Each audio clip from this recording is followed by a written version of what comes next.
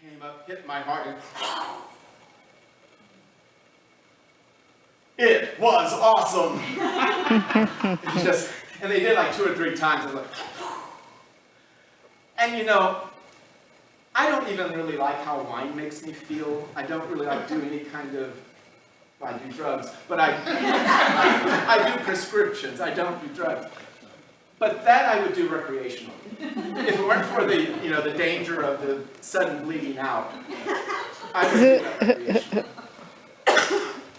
Well, then one of the doctors comes up to my, you know, they're all down by my feet. They come up to my head. One does, and he says, "Mr. Orts, you have a completely blocked artery on your heart." Who knew?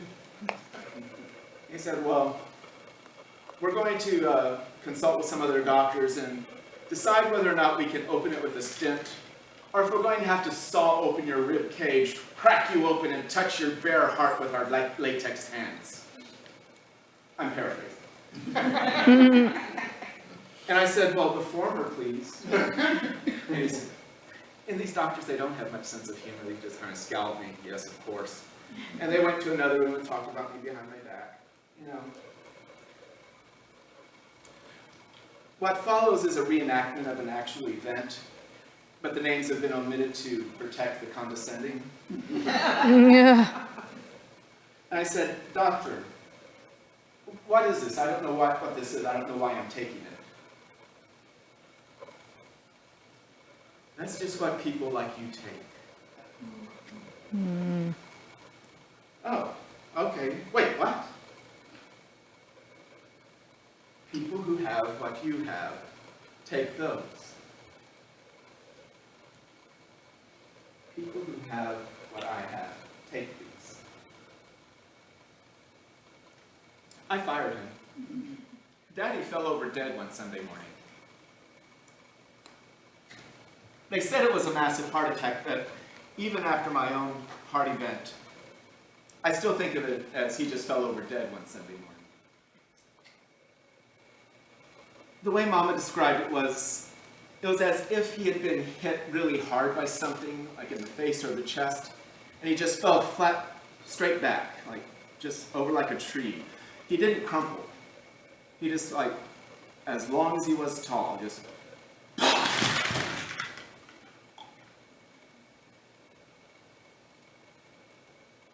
It's always something. So, I have a surgery. And it wasn't just a little incision. I was open from my sternum down to my navel.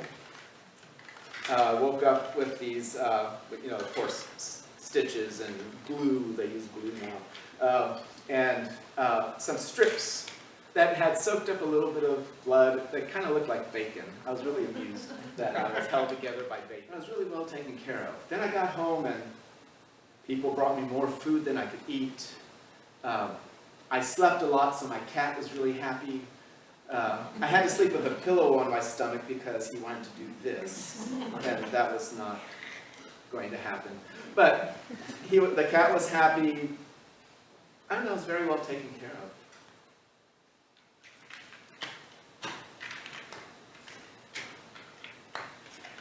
Mama died of lymphoma.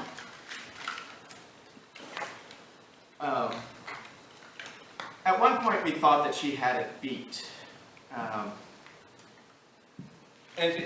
We thought she had it beat long enough for her to grow back her hair long enough to where she felt like she could leave the farm without a wig or a scarf. And so, one day I'm there by her bed and she says, "I don't want to do this anymore." I said, "Okay. What do you mean, Mama? What do you mean you don't want to do this anymore?" She says, I'm ready to give up. I said, "So you want to stop treatment?" She said, "Yeah." Okay. "Well, should I call my siblings and tell them this decision?" And she was like, "Yeah." And then I got a little choked up, as one might, in that situation. And Mama said, "Oh, now don't cry. We all have to go through this. I went through it too." And I guess she'd made up her mind. She had made up her mind. She did not perk up. She did not have a rebound. And a couple of days later, the hospital called us and said, you know, you might want to come in, it looks like time is short. And so those of us who could rushed into Austin, gathered around her in the hospital, her hospital bed. 6 of her 7 children were there, some in-laws, some grandchildren. And there with all of us around her, Mama died.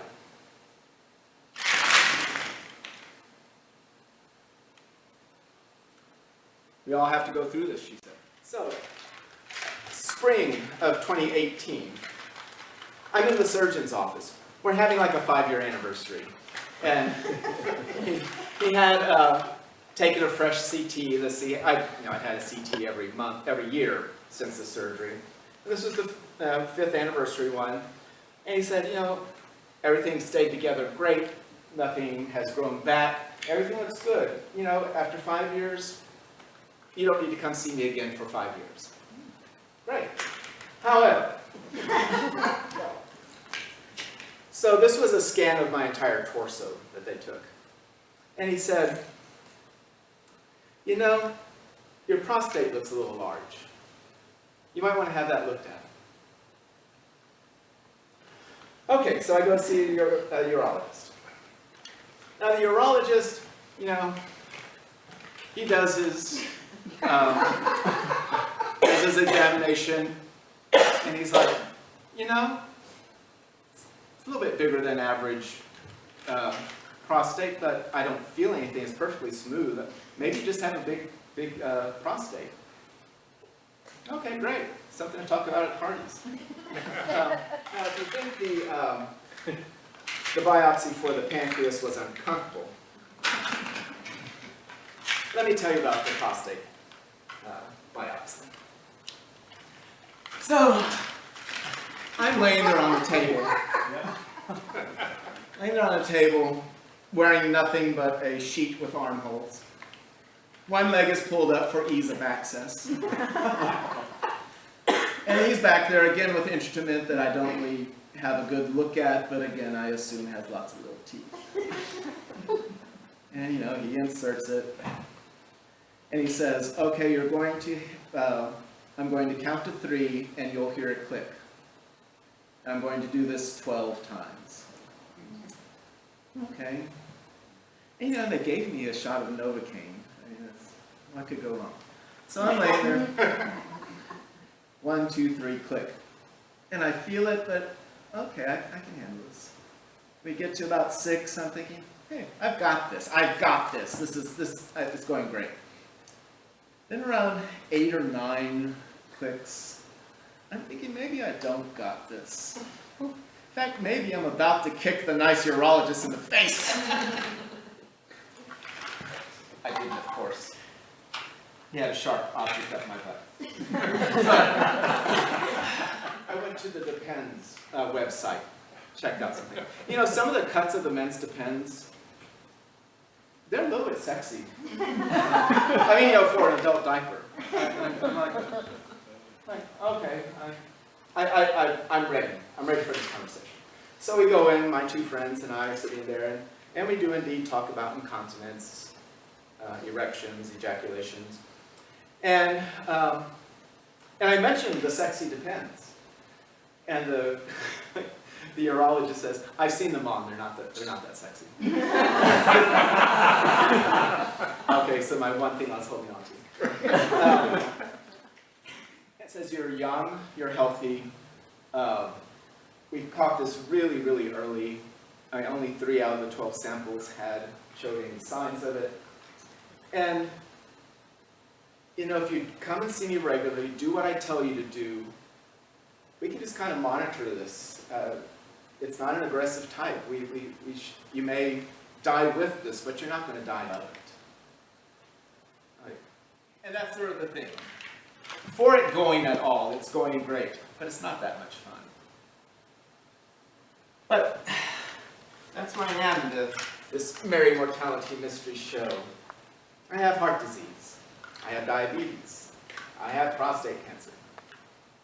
And it's all going as well as it possibly could.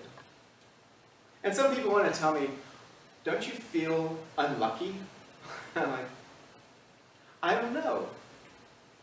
The end of the story that began with, Mr. Orts, you have a mass on your pancreas, ended really well. You know, I have a cancer. We can just kind of watch it, and I'll probably die with it, but I won't die of it. It's been 13 years since the heart event. You know, nothing going wrong with that. I have good insurance. I have good doctors. There's nothing to feel unlucky about. We're all going to die. And we don't get to choose how. I have like 3 options going on right now.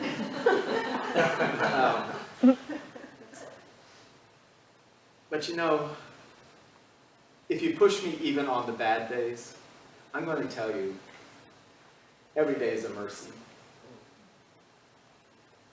Every day is a mercy.